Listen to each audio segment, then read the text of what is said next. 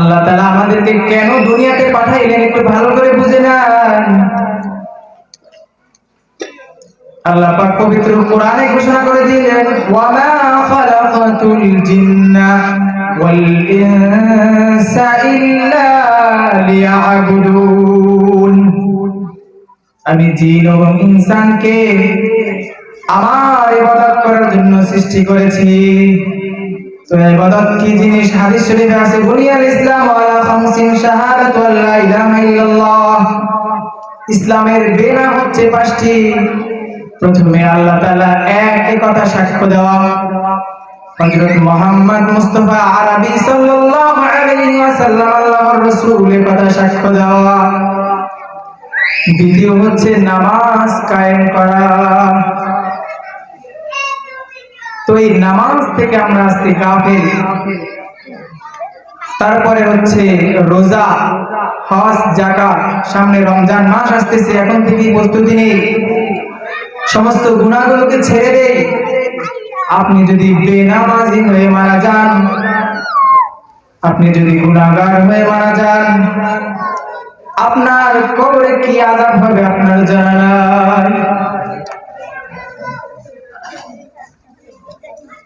আপনি যখন রাতে ঘুমান, বালিশের সাথে যখন মাথাটা লাগান, একটু ভাবেন আপনার আমার তো একদিন চিরতরে মৃত্যু হয়ে যাবে, আপনার চোখটা চিরতরে বন্ধ হয়ে যাবে। আপনি মারা যাবেন, আপনার ছেলে সন্তান কান্না করতে থাকবে। আপনার ছোট ছেলে বলবে, আব্বা মনে হয় ঘুমাইছে, আবার একটু পরে জাগ্রত হবে। আপনার সন্তান বুঝবে না, আপনার স্ত্রী সন্তান সন্ততি কান্না করতে থাকবে। আপনাকে যখন কবরে দাফন করা হবে, হাদিস শরীফে আছে, আতাহু মালাকানি ফায়ুকঈদানিহি। কবরে দাফন করার পর 2 জন ফেরেশতা চলে আসবে, এসে প্রশ্ন করবে, মান রব্বুকা, তোমার রব কে? আপনি যদি বেনামাজি হন, আপনি যদি গুনাহগার হন, তাহলে বলবেন, হা হা লা আদরি, হা হা লা আদরি, আমি কিছু জানি না, আমি কিছু জানি না, আমাকে কোনো প্রশ্ন করো না। আবার আপনাকে জিজ্ঞেস করা হবে, মান নবিয়ুকা, আপনার নবীকে? তোমার নবীকে? আপনি বলবেন, হা হা লা আদরি, হা হা লা আদরি, আমি কিছু জানি না, আমি কিছু জানি না। আপনাকে আবার প্রশ্ন করা হবে,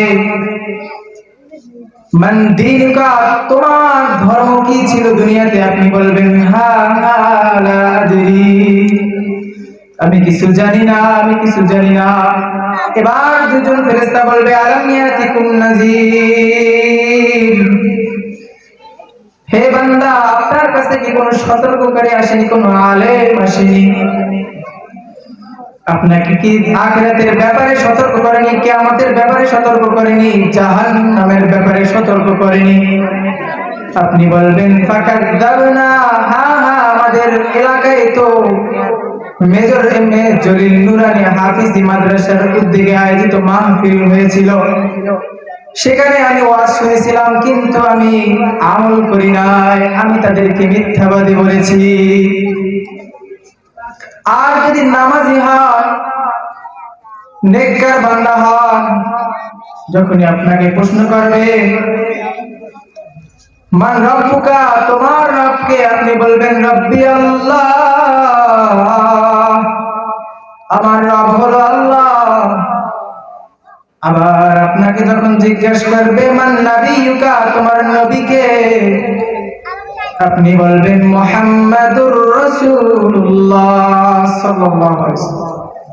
আমার নবী হচ্ছে হযরত মুহাম্মদ সাল্লাল্লাহু আলাইহি ওয়াসাল্লাম। আবার আপনাকে যখন জিজ্ঞেস করবে, মান দীনুকা, দুনিয়াতে তোমার ধর্ম কি ছিল? আপনি উত্তর দিবেন, দীনি আল ইসলাম, আমার ধর্ম ছিল ইসলাম। তো আপনি যদি নামাজি হন, তাহলে আপনার কবরটা জান্নাতের বাগান হয়ে যাবে। নবী করিম সাল্লাল্লাহু আলাইহি সাল্লাম বলেন, আল কবরু রাওযাতুম মিন রিয়াদিল জান্নাহ আও হুফরাতুম মিন হুফারিন নার। কারো কবরটা জান্নাতের বাগান হয়ে যাবে, আর কারো কবরটা জাহান্নামের গর্ত হয়ে যাবে। প্রতিদিন কবর আমাদেরকে 40 বার ডাকে আর বলে, আমি একাকির ঘর, আমি সাপ বিচ্ছুর ঘর। আপনি যদি বেনামাজি হন, আপনার কবরে 70টা সাপ আসিয়া পড়বে।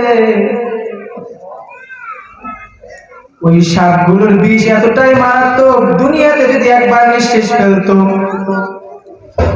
তাহলে দুনিয়ার সমস্ত ফসল নষ্ট হয়ে যেত। সবাই বলেন নাউজুবিল্লাহ। আপনার মৃত্যু এত ভয়ঙ্কর হবে, হযরত আজরাইল আলাইহিস সালাম আপনাকে যখন জান কবজ করতে আসবে, হযরত আজরাইল আলাইহিস সালামের পা থাকবে জমিনে আর তার মাথা থাকবে আসমানে। তার এক হাত থাকবে মাশরিকে, আরেক হাত থাকবে মাগরিবে।